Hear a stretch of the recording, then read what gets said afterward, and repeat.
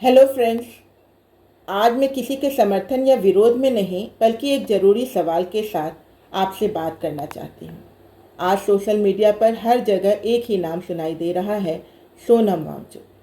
कुछ लोग उनके समर्थन में हैं और कुछ लोग उनका विरोध भी कर रहे हैं। जो लोग उनका समर्थन कर रहे हैं उनकी भावनाओं को समझना मुश्किल नहीं है, क्योंकि सोनम वांगचुक सिर्फ अपने लिए नहीं लड़ रहे हैं। आज वे देश की शिक्षा व्यवस्था, छात्रों के भविष्य और परीक्षा प्रणाली में जवाबदेही को लेकर अपनी आवाज़ उठा रहे हैं। नीट, यूजी और अन्य परीक्षाओं में पेपर लीक और कथित अनियमितताओं को लेकर सवाल उठे हैं। इसी मुद्दे पर शिक्षा मंत्री के इस्तीफे और जवाबदेही की मांग को लेकर वे भूख हड़ताल पर कई दिनों से बैठे हैं। आप उनकी मांग से सहमत भी हो सकते हैं, असहमत भी हो सकते हैं।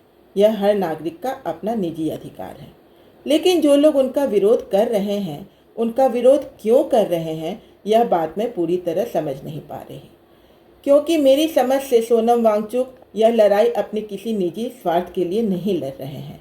वे उन लाखों छात्रों के लिए आवाज़ उठा रहे हैं जो वर्षों तक मेहनत करते हैं, दिन रात पढ़ाई करते हैं और अपने भविष्य के लिए प्रतियोगी परीक्षाओं पर निर्भर रहते हैं।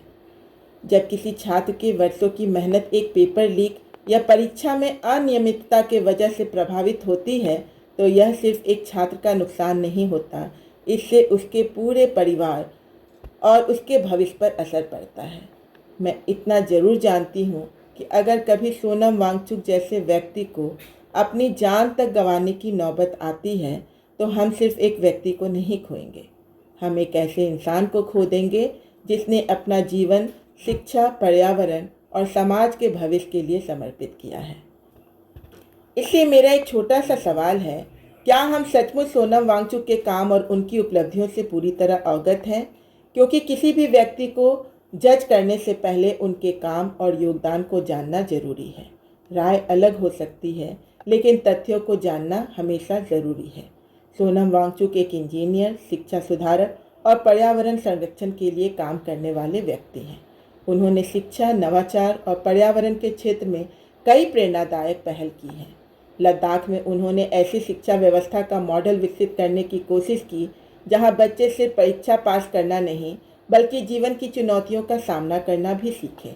उनकी आइस स्तूपा जैसी पहल ने पानी की कमी से जूझ रहे क्षेत्रों के लिए एक नई उम्मीद जगाई।